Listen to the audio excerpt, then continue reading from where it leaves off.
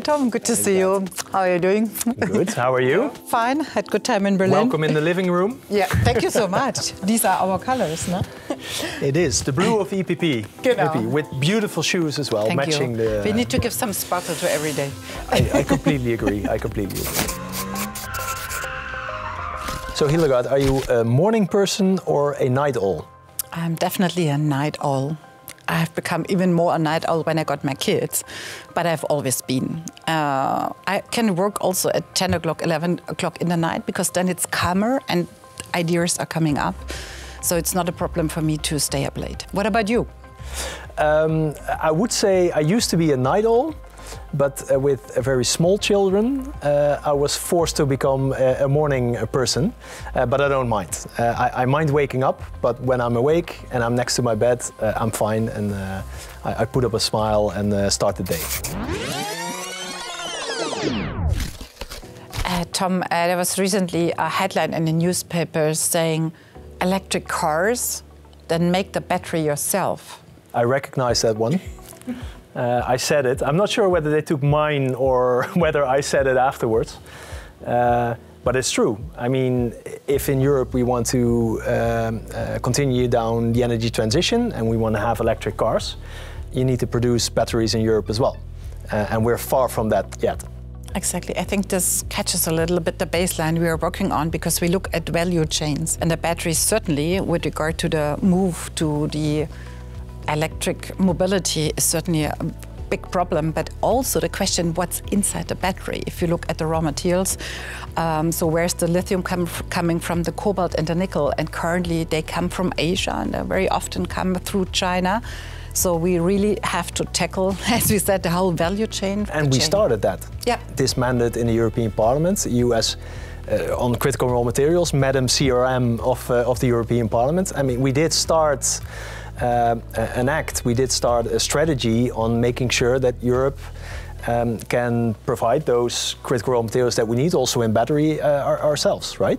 Yeah, I think that's the fundament, but we did a much broader strategy because we were thinking about the industry as such, because there's a lot of competition. We have seen from the Americans with the IRA, we have seen China, and we have our goals in climate neutrality, so we put a lot of emphasis on climate technologies. We've been saying that from the very beginning of the mandate when the ideas came out for the Green Deal, that there needs to be a deal in it, and there cannot be a Green Deal without an industry deal. And now finally, unfortunately, because of the reality now, everyone understands we need to have an industry deal as well. Absolutely. I think we had some accelerators like the pandemic, when we became aware about our supply chains, when we saw the gaps in the supply chain with regard to medical equipment at that moment, but then came the war, which made us aware about our energy dependencies. And now with the challenge in terms of technology, we became aware that there are also challenges with regard to raw materials. But I think that's the big step forward we made. I think we have a lot of potential in Europe, but we have to free it now, I would say.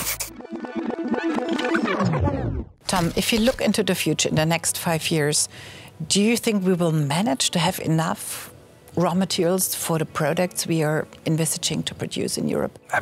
That's the challenge we're really facing, because already for what we need now, we're dependent. But we see, of course, the increasing demand of the coming years in our economy, also in our economy of the future. And look at the solar panels, the batteries, the windmills, where we need rare earth material, etc. And also, as consumers, we also need to use less. We need to be more efficient and more aware, as you said, as consumers.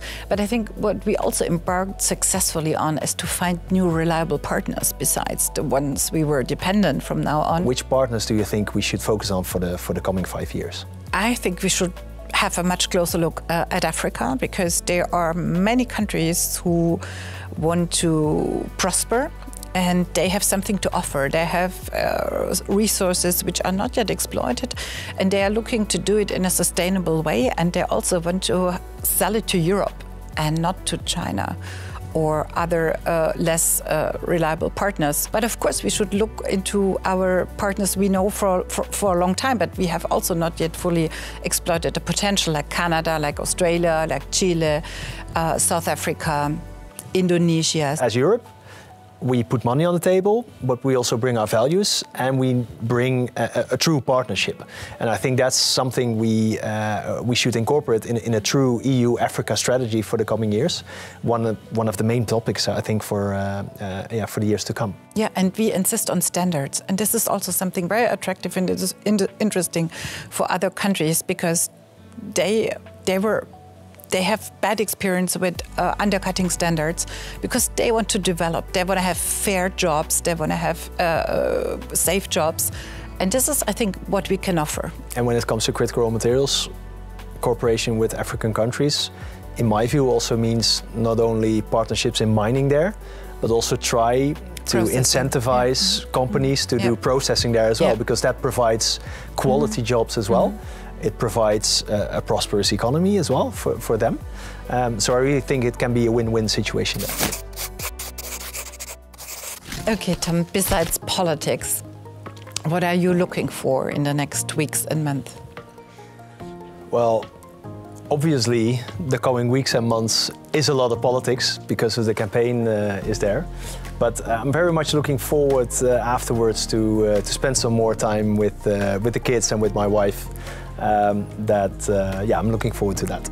And you? Actually, I'm looking forward to do a little bit more of sports, because I've been sitting in rooms and planes and cars and trains for such a long time in so many conferences and deliberations. So I really look forward to spend more time doing sports and being outside in nature. I agree. Yeah.